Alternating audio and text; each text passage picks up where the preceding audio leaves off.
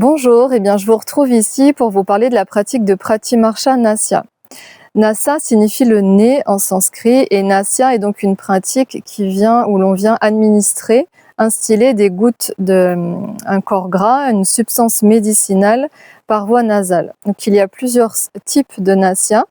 Il y a le Nasya à visée Shodhana, donc purificatrice, où l'on vient évacuer les doshas en excès, qui là nécessitent une instillation de plus de quantité de substances par narine et une préparation bien plus importante aussi en amont. Ici, le Pratimarsha s'inscrit dans une routine quotidienne tout au long de l'année, donc dans un dinacharya, qui est à adapter. Donc la substance que l'on va instiller est adaptée en fonction de notre déséquilibre, du moment et de la saison en cours. On ne va pas forcément utiliser la même substance tout au long de l'année.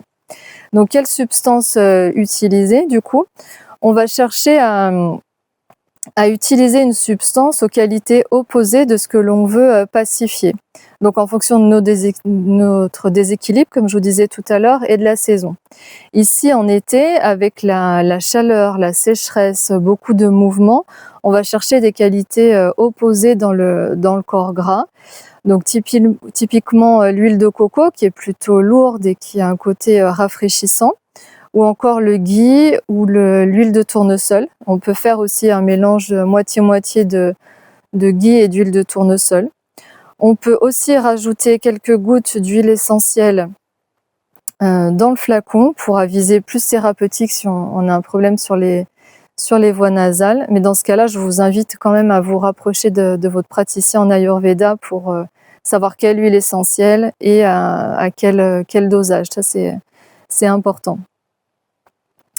Voilà, donc cette pratique se fait le matin au réveil, le soir au coucher. Traditionnellement, cette pratique se fait donc au lever, au coucher, à chaque évacuation de Vega. Donc dès qu'on va éliminer, dès un passage aux toilettes, après une activité sexuelle, après la douche, après avoir mangé.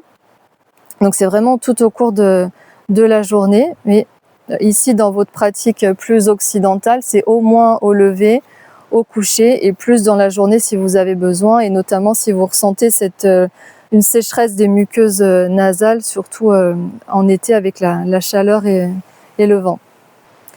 Il y a quelques contre-indications toutefois à cette pratique, c'est surtout si on a une rhinite purulente, donc une infection ORL purulente, si l'on a perdu l'ouïe et si l'on est aussi en état d'ébriété et si on présente des maux de tête plutôt pulsatiles.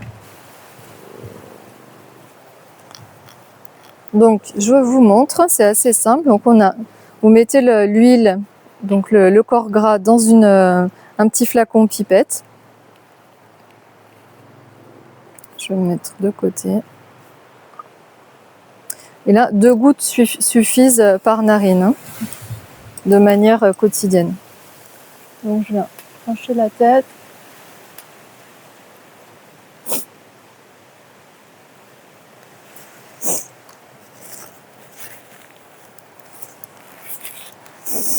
Donc je mets les gouttes, puis je viens masser au niveau des narines. Je peux mettre le petit doigt aussi pour bien tapisser les muqueuses. D'ailleurs, si je n'ai pas de flacon pipette, vous pouvez mettre le corps gras dans la main et avec le petit doigt tapisser les muqueuses. Il n'y a pas besoin d'inspirer fort après. C'est vraiment pour nourrir les tissus, pour pacifier le dosha vata essentiellement, et pitta selon la qualité de l'huile que l'on va choisir. Et en même temps, on dit que le nez est la porte d'entrée du cerveau, donc d'ajouter un corps gras donc sur les muqueuses nasales va permettre aussi d'apaiser notre mental directement.